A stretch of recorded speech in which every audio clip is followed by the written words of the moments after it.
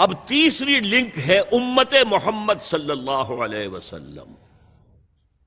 اب تمہارا کام ہے پہنچاؤ پوری نوع انسانی کو. اس لیے کہ میں صرف عرب کے لیے رسول بنا کر نہیں بھیجا گیا.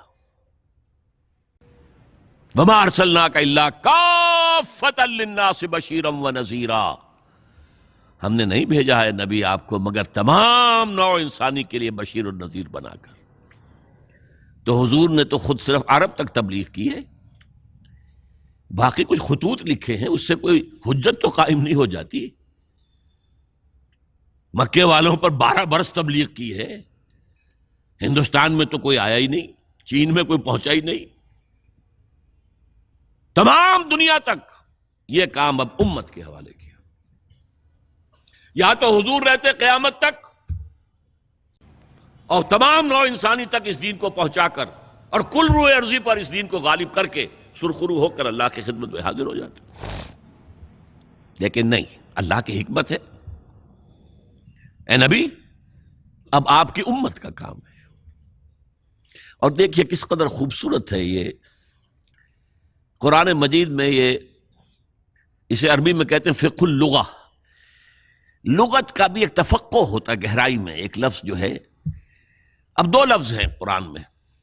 استفا پسند کر لینا، اجتبا چن لینا. یہ دونوں لفظ ہم استعمال کرتے ہیں حضور کے لیے، محمد مصطفیٰ اور احمد مجتبی صلی اللہ علیہ وسلم. ان میں فرق کیا ہے؟ بہت مشکل سوال ہے، بہت مشکل سوال ہے. دیکھیے استفاء میں پسند کرنے والے کی پسند کو دخل ہے. اجتباء میں کسی کام کے لیے کسی کو سلیکٹ کرنا ہے. ٹو چوز از استفاء، ٹو سلیکٹ از اجتباء. آپ کو ہاکی کی ٹیم باہر بھیجنی ہے تو آپ مقابلے کرواتے ہیں، دیکھتے ہیں کون اچھے کھلاڑی، سلیکشن ہوتی ہے. سلیکشن ہے، یہ سلیکشن ہے. اور ایک کوئی گیا ہے باغ کی سیر کو اور گلاب کے ایک پودے میں 10 پھول لگے ہوئے ہیں، اس کے دستے ہنائی نے ایک پھول توڑ لیا، پسند کر لیا. اس کی پسند پر ہے یہ. It's her choice. تو چوائس ٹو چوز از استفاء، ٹو سلیکٹ از اجتباء، اور دونوں بہت قریب ہیں. اب امت کے لیے کیا کہا؟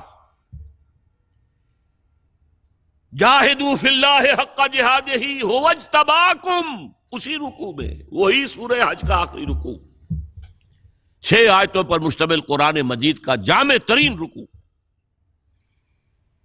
جس میں پہلے فرمایا اللہ یصطفی من الملائکۃ رسلا ومن الناس. آگے فرمایا یا ایھا الذین آمنوا ارکعوا واسجدوا واعبدوا ربکم وافعلوا الخیر لعلکم تفلحون وجاہدوا فی اللہ حق جہادہ ھو اجتباکم.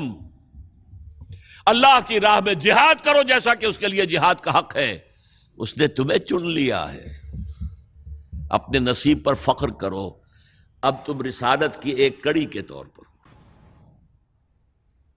اس سے بڑا منصب کوئی ہوگا؟ یہ کڑی، یہ ہے امت محمد. اب اس کو سمجھیے قرآن مجید میں کیسے بیان کیا گیا. اسی سورہ حج کی آخری آیت میں فرمایا یہ جو تم سے کہا رہا جہاد کرو جتنا کہ جہاد کا حق ہے، کس لیے؟ لِيَكُونَ الرَّسُولُ شَهِيدًا عَلَيْكُمْ وَتَكُونُوا شُهَدَاءَ عَلَى النَّاسِ. تاکہ رسول گواہ بنے تمہارے خلاف اور تم گواہ بنو پوری نوع انسانی کے خلاف. اے اللہ ہم نے پہنچا دیا تھا، تیرے رسول کی امانت ہمارے پاس آئی، ہم نے پہنچایا. یہ ہے شہادت کا فلسفہ. ہے کہیں ذہنوں میں؟ یہ ہے امت کی رسپانسبلٹی. اور چونکہ اہم مضمون قرآن میں 2 دفعہ ضرور آتا ہے. یہ سورہ حج ہجرت سے متصلاً قبل نازل ہوئی ہے، اور سورہ بقرہ ہجرت کے متصلاً بعد. اس میں فرمایا وَكَذَلِكَ جَعَلْنَاكُمْ أُمَّةً وَسَطًا لِتَكُونُوا شُهَدَاءَ عَلَى النَّاسِ وَيَكُونَ الرَّسُولُ عَلَيْكُمْ شَهِيدًا. وہی بات ہے دوہرا کر. اسی طرح تو ہم نے تمہیں ایک درمیانی لنک بنا دیا ہے امت کی حیثیت سے، امتاً وسطاً. اس کا ترجمہ بہترین امت بھی کر دیا جاتا ہے کہ جو چیز درمیانی ہوتی ہے وہ بہترین ہوتی ہے، لیکن میرے اس پورے فلسفے کے حوالے سے سمجھ لیجئے یہ امت واسطہ ہے محمد اور پوری نوع انسانی کے مابین صلی اللہ علیہ وسلم.